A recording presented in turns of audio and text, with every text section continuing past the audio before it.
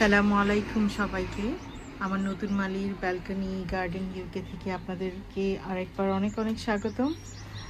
গতকালকে আমার এই লাউয়ের চারা আর শিমের চারাগুলো লাগিয়েছি আমি 3 দিন হয়ে গেছে আলহামদুলিল্লাহ। আর গতকালকে এই বেগুনের চারাগুলো লাগিয়েছি। আমি নতুন বাগানি, আমিও শিখছি।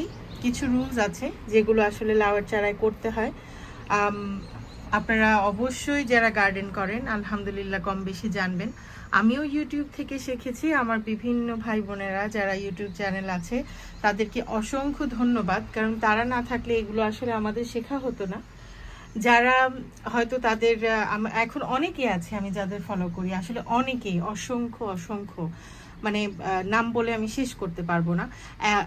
এক দুজনের নাম নিয়ে অন্যদের মনে কষ্ট দিতে চাই না, কিন্তু আলহামদুলিল্লাহ অনেকেই অনেক ভালো বাগানি আছেন। সবাই এত ভালো ভালো আইডিয়াস শেয়ার করেন আমাদের সাথে, আমরা খুবই উপকৃত হচ্ছি। আর আমি যেহেতু নতুন বাগানি, তাদের কাছ থেকেই শেখা।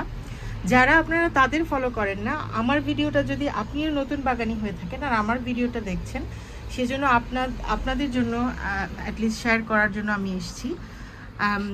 আর কিছুটা সবসময়ের মধ্যেই যে কিছুটা যে কেমন আছে হালনাগাদটা দেখানোর জন্য।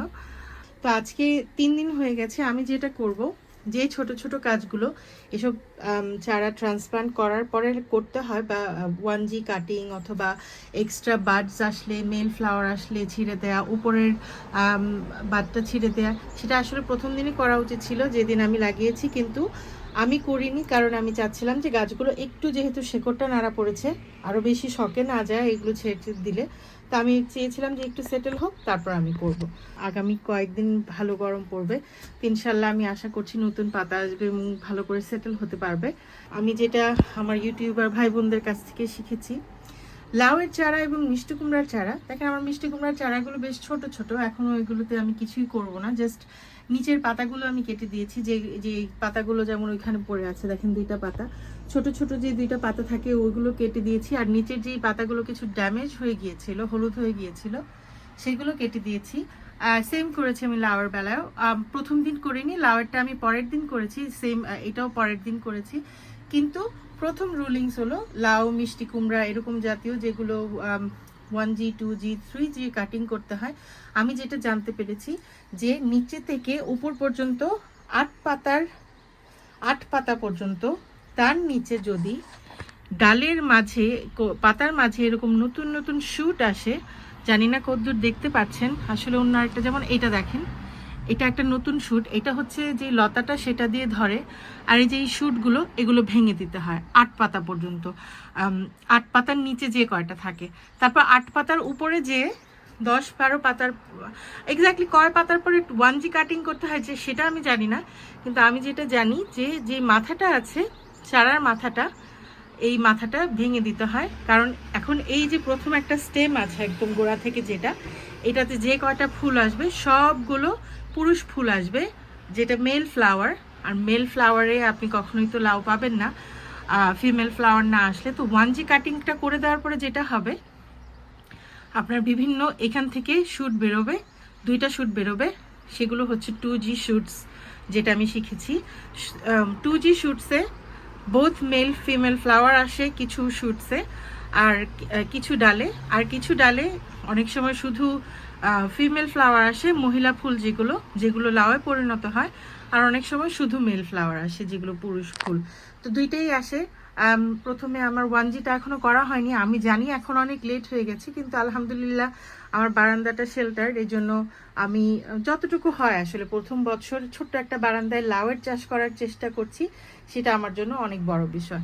তো ইনশাল্লাহ আমি এই 8 পাতা দেখেন, 1 2 1 2 3, এটা 4 5 6 7 8, আচ্ছা এটা 8, সরি জানি না কতদূর দেখতে পেরেছেন, আমি নিজেই দেখছিলাম। এগুলোকে সবগুলোকে ছিঁড়ে দেব আমি, যেন ডেভেলপ না হতে পারে। তো এটা 8 পাতা। প্রথমে আসলে আমি শুটটা ভেঙে দিই, সরি, শুটটা ভেঙে দিয়েছি, দেখেন উপরের জায়গাটা ভেঙে দিয়েছি। আর পাতাটা, এখানে একটা ছোট্ট একটা পাতা আছে, পাতাটা খুব খেয়াল করে আমি শুধু ফুলটা ভেঙে দিয়েছি।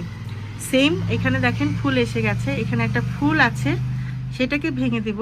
আর পাতার পাশে দেখেন ছোট্ট একটা শুট আছে, আমি অফ ক্যামেরা এটা ভাঙবো, যেহেতু আমার ডালটা খুবই নরম, আমি চাই না কোনো কিছু স্ন্যাপ হয়ে যাক, ভেঙে যাক। দেখেন এখানেও দেখাচ্ছি যে ছোট্ট একটা শুট আছে, আমি এখানেও দেখেন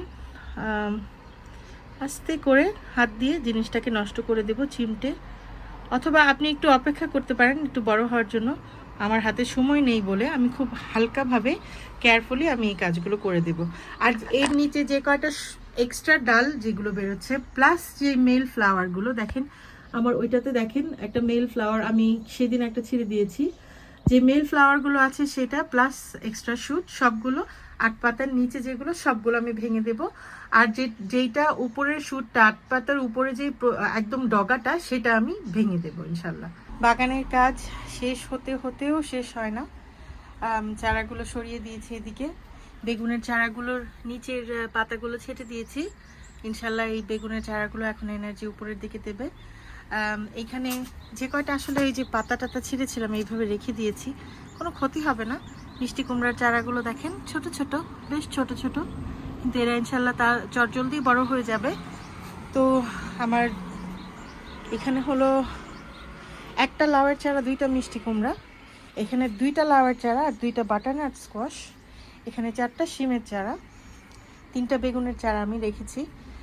এখানে কিছু পিস আমি লাগিয়েছিলাম যে সেটা শাকের জন্য রেখেছি।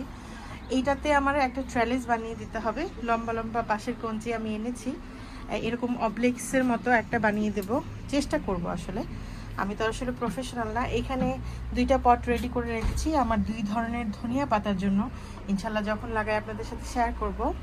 আমার ছোট ছোট চারাগুলো, ডালিমের চারা, আনারের চারা সবগুলোই সুন্দর করে হচ্ছে মাশাল্লাহ।